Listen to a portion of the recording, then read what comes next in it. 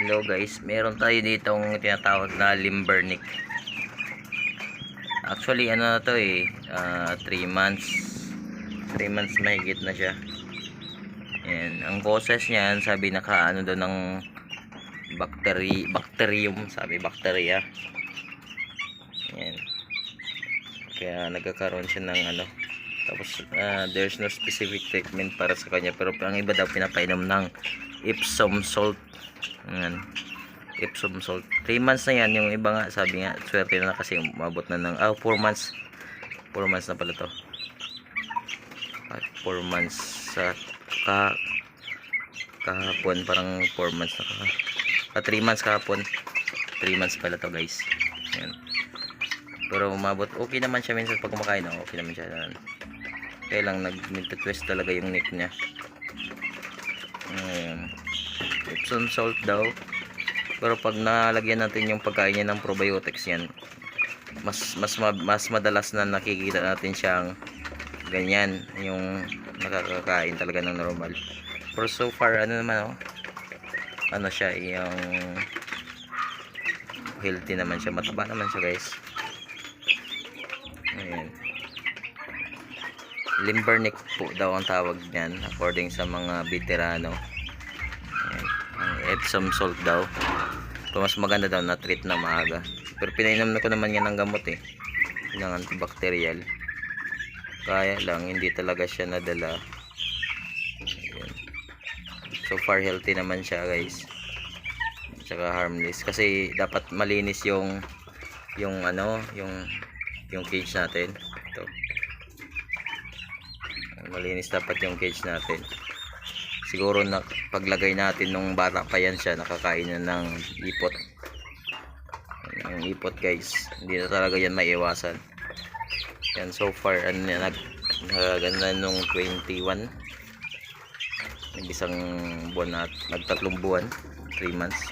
So far malaki siya guys, malaki siya. Malaki yan siya sa age niya. Mataba kasi lagi integra 1,000 yung pagkain yan.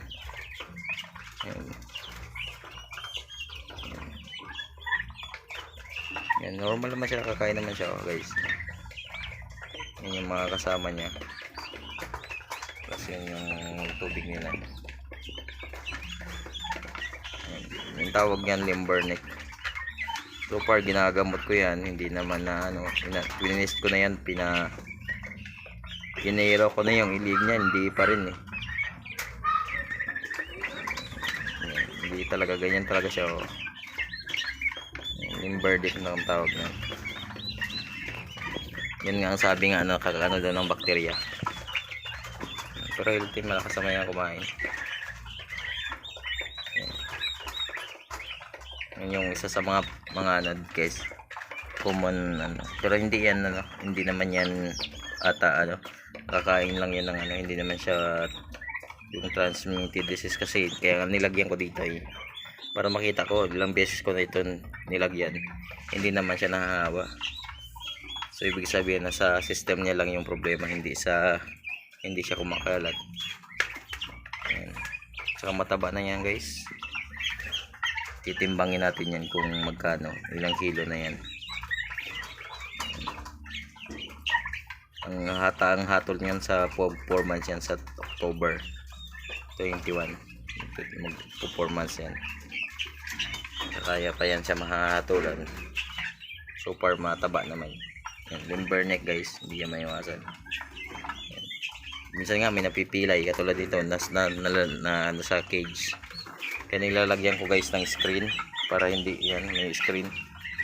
Tapos dapat malinisan na yan.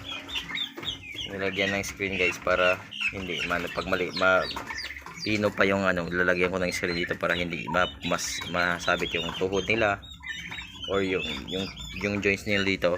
Ayan. Or yung nila mismo yung pa, para hindi mapilay. Yan, limbernick ang tawag dito. Limbernick. So far matagal na siya, pero hindi naman siya na guys, hindi naman siya namatay or something. Healthy siya. Kala ko mamamatay siya Yan. Pero Pero ngayon healthy pa rin. Yan lang guys. So Epsom salt daw yung isang gamot. Siguro ang dahilan daw nakaano ng bakterya, nakakain. Yan. So far mas maganda siya kumain pag may halong probiotics yung ano niya, yung kinakain niya.